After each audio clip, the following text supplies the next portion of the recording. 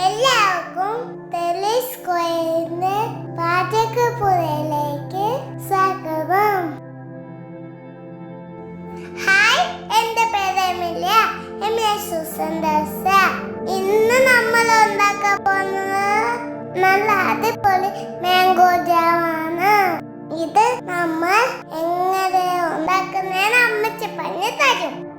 ഇത് ഉണ്ടാക്കാം കേട്ടോ.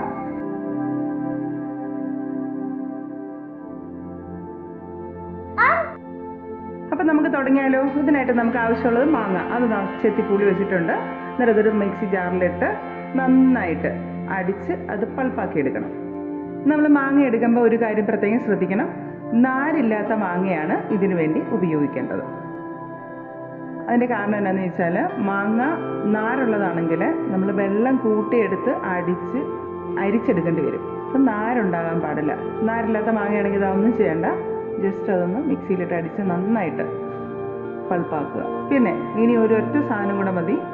അതെന്താണെന്ന് വെച്ചാൽ പഞ്ചസാര ഒരു നല്ല പ്രിസർവേറ്റീവാണ്. നമ്മൾ ഭക്ഷണ സാധനങ്ങൾ കേടുകൂടാതിരിക്കാനായിട്ട് പഞ്ചസാര വളരെ നല്ലൊരു ഇതാണ്. അപ്പം ഈ ജാമൊക്കെ കേടുകൂടാതിരിക്കുന്നതിൻ്റെ ഒന്നാമത്തെ കാരണം ഈ പഞ്ചസാര നമ്മൾ ചേർക്കുന്നത് തന്നെയാണ്. പഞ്ചസാര ഞാനെടുത്തത് 2 കിലോ മാങ്ങയായിരുന്നു. അതിനൊരു 1/4 കിലോ പഞ്ചസാര മതിയാവും. അതൊരു അല്പം വെള്ളം ഒഴിച്ച് സിറപ്പാക്കണം.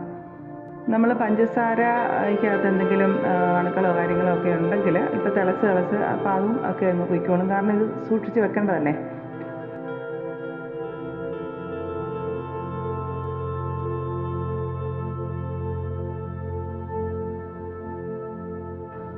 അപ്പോൾ എന്നിട്ട് നമ്മൾ പഞ്ചസാര നല്ല ലായനിയായിട്ടൊന്ന് പറ്റി കഴിയുമ്പോഴത്തേനും നമ്മൾ പൾപ്പാക്കി വെച്ചിരിക്കുന്ന മാങ്ങ അതിലേക്ക് ചേർത്ത് കൊടുക്കണം.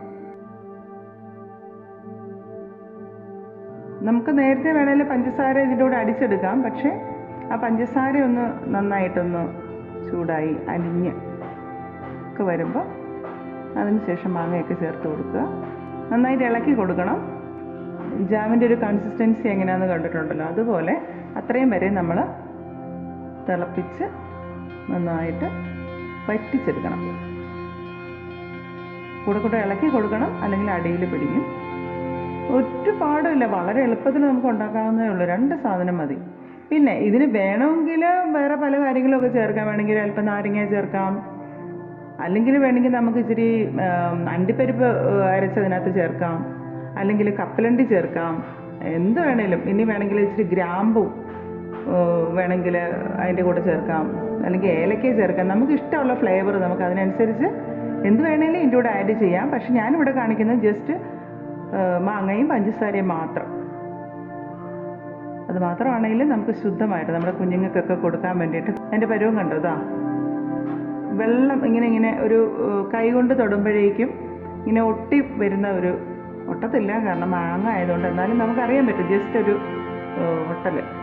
അതാണ് അതിൻ്റെ പരുവം എന്ന് പറയുന്നത്. കണ്ടല്ലോ, ഒഴുകി വരാതെ വിട്ട് സ്പൂണിൽ നിന്ന് കണ്ടോ, വിട്ടാണ് ഇങ്ങനെ വരുന്നത്. നേരത്തെ പോലെ ഒഴുകി വരത്തില്ല. ആ സമയത്ത് നമ്മൾ തീ ഓഫ് ചെയ്യുക. എന്നിട്ട് തണുക്കട്ടെ. ഇതാ തണുത്ത് കഴിഞ്ഞുള്ളതാണ് ഇപ്പം ഞാൻ കാണിക്കുന്നത്. നോക്കി, അതിൻ്റെ പരുവം കണ്ടോ. ഇതാണ് ജാമിൻ്റെ പരുവം എന്ന് പറയുന്നത്.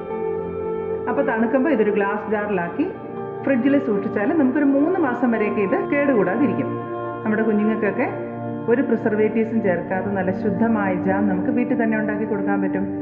അപ്പോൾ ഇതുപോലെയുള്ള നല്ല നല്ല വീഡിയോസ് കാണാൻ വേണ്ടിയിട്ട് ഞങ്ങളുടെ ചാനൽ ടെലിസ്ക്വയർ സബ്സ്ക്രൈബ് ചെയ്യുമല്ലോ. അപ്പോൾ എല്ലാവർക്കും നന്ദി.